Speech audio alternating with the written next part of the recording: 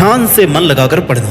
क्योंकि पढ़ना तो हम उसको भी बोल सकते हैं जब घंटों तक किताब सामने खुली हो और हमारा ध्यान कहीं और हो।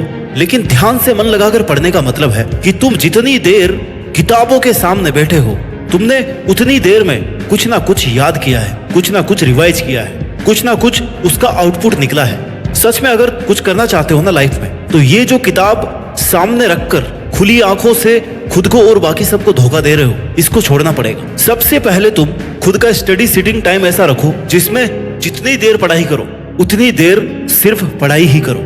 उस वक्त लोगों की बातें नहीं, दोस्तों का लालच, ये सब तुम्हारे दिमाग में नहीं आना चाहिए।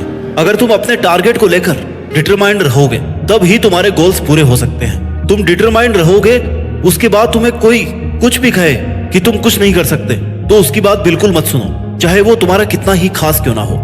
क्योंकि अगर तुमने खुद ठान लिया है ना कि तुम्हें ये करना है, तो फिर कोई माई का लाल तुम्हें वो अचीव करने से नहीं रोक सकता, बशर्ते तुम्हारी मेहनत होनी चाहिए। किसी की भी नेगेटिव बातों पर ध्यान मत दो। तुम्हारा काम है लगातार पढ़ाई करना, अपने गोल्स के लिए, अपने करियर के लिए, अपने फ्यूचर के लिए, बस उसके लिए मेहनत करते रहो। जिस दिन मन हारने लगे ना, उस दिन अपने आप से पूछना कि तुमने स्टार्ट क्यों किया था। अगर तुम्हारा कोई सपना है ना, तो उसे पूरा करने के लिए अपनी पूरी जी जान लगा दो।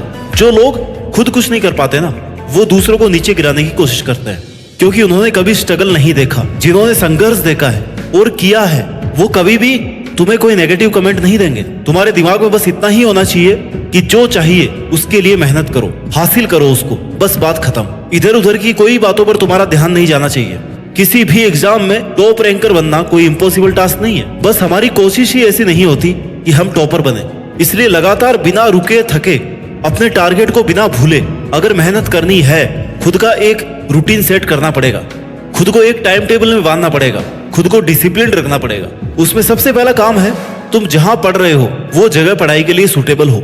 आपकी पढ़ाई आपकी सराउंडिंग पे डिपेंड करती है, इसलिए सही जगह का, सही डायरेक्शन का होना बहुत जरूरी है। पढ़ने के लिए अच्छे एनवायरनमेंट का होना बहुत जरूरी है। और अगर तुम अपनी पढ़ाई बहुत भीड़ भाड़ वाली जगह, शोर शराबे वाली जगह कर रहे हो ना, तो आपका ध्यान डाइवर्ट होना एक नॉर्मल बात है। इसलिए जिस टेबल चेयर पर आप बैठ करके पढ़ाई करते हैं, वहां सिर्फ और सिर्फ आपकी किताबें और सामने की दीवार पर लिखा हुआ आपका टारगेट होना चाहिए, जिससे तुम उसे भूल ना पाओ। क्योंकि हमारा माइंड हमें बहुत जल्दी कंफर्ट जोन में डाल देता है। वो तुम्हें यह भी कहेगा कि भाई सो के पढ़ ले, बेड पे चल के पढ़ ले, कंबल ओढ़ के पढ़ ले। लेकिन तुम्हें अपने आप को इस चीज के लिए प्रिपेयर करना है कि अगर मैं इस जगह से हट के दूसरी जगह बैठ करके पढ़ूंगा ना, तो मैं सिर्फ किताब खोल के बैठा रहूंगा, टाइम वेस्ट करूंगा। खुद को हार्ड वर्क के लिए प्रिपेयर करो। खुद को जब थोड़ा बहुत कष्ट मिलेगा ना, तो ही पढ़ाई हो पाएगी। आराम में तो आराम ही आराम है बस। दूसरी बात, अब आप पढ़ाई करते हो तो बैठ गए हो, नेक्स्ट जो बात है ना, वो ये है कि तुम्हारे पास पूरे दिन का, पूरे महीने का, पूरे साल का टारगेट होना चाहिए। उसका एक शेड्यूल होना चाहिए। तुम्हारे पास टाइम टेबल होना चाहिए कि तुम्हें कितने दिन में क्या कवर करना है। जब तक तुम्हारे पास टाइम टेबल नहीं होगा, तब तक तुम्हारे माइंड को पता नहीं पड़ेगा कि वो यहाँ टेबल चेयर पे क्यों बैठा हुआ है। इसलिए एक सही एनवायरनमेंट के बाद एक अच्छा और सही टाइम टेबल होना बहुत जरूरी है। टाइम टेबल ऐसा ना हो कि वो आपको स्ट्रेस में डाल दे। टाइम टेबल ऐसा हो कि आपकी बॉडी, आपका माइंड आराम से उसे कवर कर सके। बोझ मत डालना अपने माइंड पर, क्योंकि बोझ से, स्ट्रेस से चीजें फट जाती है, दब जाती है, तो वो आउटपुट नहीं आ पाता जो आपकी असली पावर है। इसलिए इजी वे में अपना टाइम टेबल बनाकर खुद को छोटे छोटे टारगेट्स दो, जिससे कंटिन्यूटी बनी रहेगी। कंटिन्यूटी का होना बहुत जरूरी है। एक बार छूट गया तो बस पीछे छूट गया, फिर दोबारा जीरो से शुरू करना बहुत मुश्किल होगा। बात नंबर 3, एनालिसिस। टाइम टेबल के बाद, टू डू लिस्ट के बाद तुम्हें हर दिन ये एनालिसिस करना है कि तुमने जैसा टाइम टेबल बनाया था उसके हिसाब से कितना काम किया है, उसकी लिमिट से बाहर कितना काम किया है। जैसे तुम्हें 1 घंटे की स्टडी पे 15 मिनट का ब्रेक चाहिए था और तुमने 1 घंटे की स्टडी पे 1 घंटे का ब्रेक ले लिया, तो जिस वजह से आपने 1 घंटे का ब्रेक लिया है, उस कमजोरी को दूर करने की कोशिश करो। वो आपका मोबाइल फोन हो सकता है, आपकी नींद हो सकती है, आपके दोस्त हो सकते हैं। क्योंकि ये 1 घंटा खाने वाले लोग कब तुम्हारे महीने और साल खा जाएंगे तुम्हें पता भी नहीं चलेगा। इसलिए डाइवर्जेंस को खुद से दूर रखो। जो लोग तुम्हें डिस्ट्रैक्ट कर रहे हैं ना, डिस्टर्ब कर रहे हैं, जिन चीजों से तुम्हारा पढ़ाई का माहौल हट रहा है, उन चीजों से खुद को दूर रखो। पूरे डेली एनालिसिस करो, आज कितना टाइम किस चीज को एक्स्ट्रा दे दिया जो नहीं देना चाहिए था।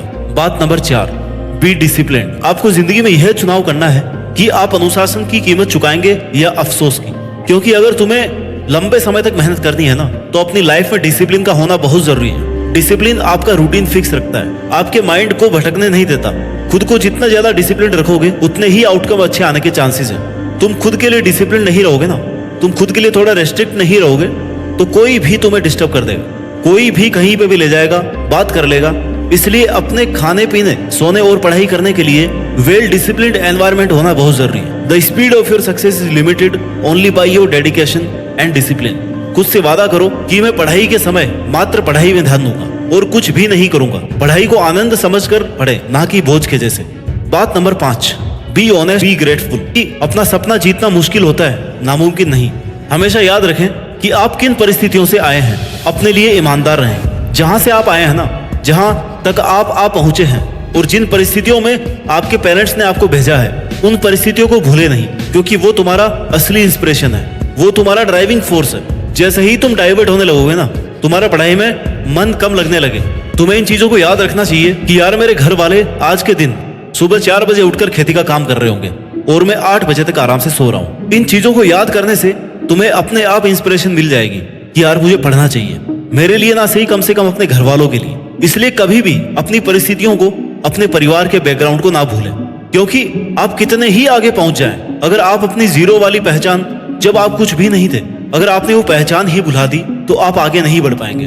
क्योंकि आपकी पहचान ही वह चीज है जो आपको याद दिलाएगी कि आप कौन हो, कहां से आए हो, क्या करने वाले हो और क्या क्या, और किन किन परिस्थितियों में अब तक इतना कुछ किया है। तुम अपने आप को बहुत लोगों से आगे समझो, क्योंकि तुम्हें चॉइस से किताबें मिली है, तुम्हें चॉइस में पढ़ना मिला है। बहुत से लोगों को आपकी उम्र में घर भी नसीब नहीं होता है, लेकिन फिर भी आप जानबूझकर मेहनत को, अपने आलस को, कंफर्टेबल